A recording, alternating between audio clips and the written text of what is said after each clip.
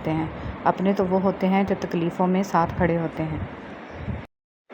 کوشش آخری سانس تک کرنی چاہیے، منزل ملے یا تجربہ، دونوں نایاب ہیں۔ اور جو میرے ذکر سے منہ موڑے گا تو میں اس کی زندگی سے سکون چھین لوں گا۔ دنیا والے زیادتی کریں تو مسکراتے ہوئے معاف کر دیا کرو۔ یوسف علیہ السلام کو تو بھائیوں نے کنویں میں پھینک دیا تھا، اللہ تعالیٰ نے انہیں بادشاہ بنا دیا۔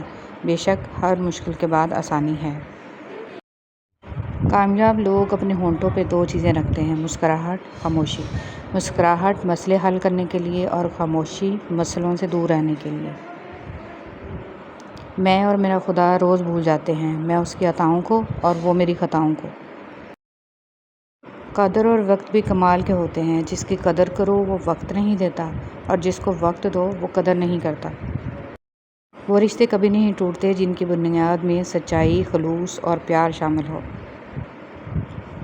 جب کوئی آپ کی ناراضگی کی پرواہ کرنا چھوڑ دے تو سمجھ جائیے کہ محبت ختم اور مجبوری شروع ہو گئی ہے۔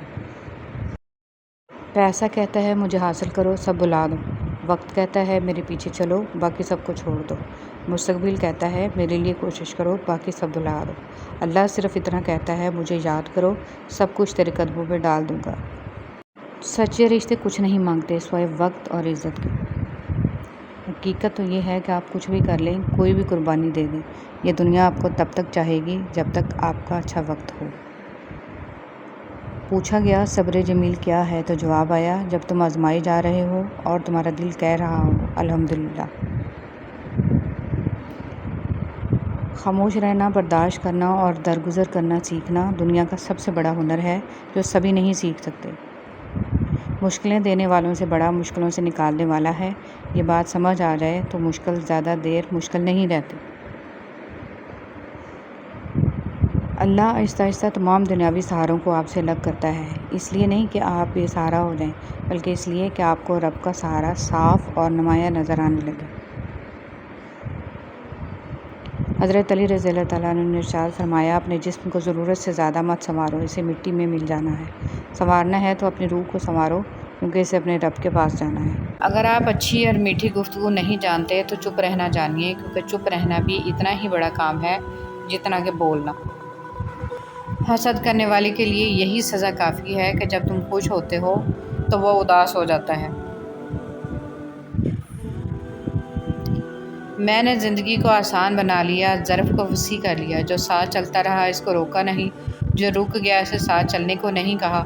شکوے شکایتیں کم کر دیں، جس نے ہاتھ بڑھایا اسے تھام لیا، اور جس نے دامن چھڑایا اسے خدا حافظ کہا۔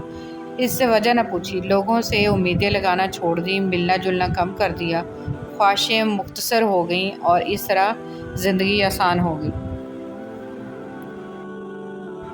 زندگی میں آگے بڑھنا ہے تو بہرے ہو جاؤ، کیونکہ بعض لوگوں کی باتیں مایوسی میں اضافہ کر دیتی ہیں۔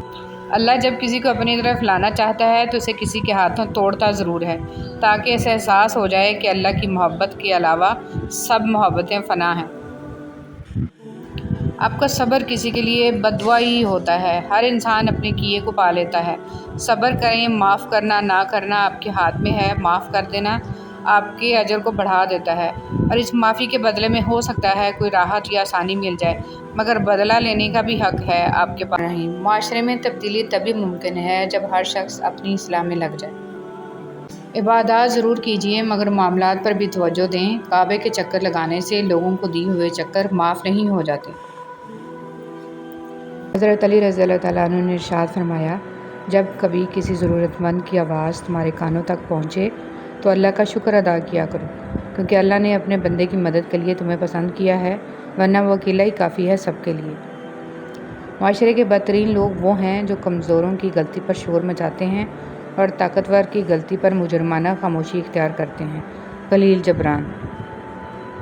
اللہ تعالیٰ قرآن مجید میں ارشاد فرماتا ہے کہ جو کچھ تمہارے پاس دنیا میں ہے وہ ایک دن ختم ہو جائے گا، اور جو عمل تم اللہ تعالیٰ کے پاس بھیج دو گے وہ ہمیشہ باقی رہے گا۔ حدیث مبارک۔ حضرت صلی اللہ علیہ وسلم نے فرمایا، آدمیوں میں سب سے برے قیامت کے دن وہ لوگ ہوں گے جو دو روحیں ہیں، اور کبھی کچھ کہتے ہیں اور کبھی کچھ کہتے ہیں۔ رسول صلی اللہ علیہ وسلم نے ارشاد فرمایا، سب سے پہلے جو چیز انسان کے ترازو یا مال میں رکھی جائے گی وہ انسانوں کا وہ خرچ ہوگا جو اس نے اپنے گھر والوں پر کیا ہوگا۔ فجر میں قرآن۔ اے پیغمبر، سورج ڈھلنے کے وقت سے لے کر رات کے اندھیرے تک نماز قائم کرو اور فجر کے وقت قرآن پڑھنے کا اہتمام کرو۔ بے شک صبح قرآن میں فرشتے حاضر ہوتے ہیں۔ حضرت حسن رضی اللہ تعالیٰ عنہ نے فرمایا، انسان کی تباہی 3 چیزوں میں ہے: تکبر، حرص اور حسد۔ رسول صلی اللہ علیہ وسلم نے فرمایا، مؤذن کی آواز کو جن و انس اور جو دوسری چیزیں سنتی ہیں وہ سب قیامت کے دن اس کے حق میں گواہی دیں گے۔ حضرت محمد صلی اللہ علیہ وسلم نے فرمایا، لوگوں پر آسانی کرو، سختی نہ کرو، اور خوشی کی بات سناؤ، نفرت نہ پھیلاؤ۔ قرآن پاک پڑھو۔ رسول صلی اللہ علیہ وسلم نے فرمایا، قرآن پاک پڑھا کرو، اس لیے کہ وہ قیامت کے دن اپنے پڑھنے والوں کا سفارشی بن کر آئے گا اور اس کی شفاعت کو قبول بھی ہوگی۔ جدائی نہ تو سفر سے ہے، یہاں تک کہ موت بھی جدائی کا ذریعہ نہیں بن سکتی۔ عنقریب ہم سب آخرت میں جمع ہوں گے۔ جدائی تو یہ ہے، ہم میں سے ایک جنت میں جائے اور دوسرا آگ میں۔ یا رب العالمین، ہمیں جنت الفردوس میں اکٹھا جمع کرنا، آمین یا رب العالمین۔ مزاج کے خلاف بات پر مسکرا کر نظر انداز کر دینا لڑنے سے بہتر ہے۔ آپ کے الفاظ بہت طاقتور ہیں، وہ کسی غمزدہ کے دل میں امید کی کرن لا سکتے ہیں یا وہ اسے مزید کرب میں مبتلا کر سکتے ہیں، اس لیے ہمیشہ ان کو ذہانت سے منتخب کریں۔ جو شخص آپ کی قدر نہیں کرتا، اس سے چپ چاپ دور ہو جانا ہی بہتر ہے۔ دعا اپنے لیے مانگنا عبادت ہے اور دوسروں کے لیے مانگنا خدمت ہے۔ عبادت سے جنت ملتی ہے اور خدمت سے اللہ۔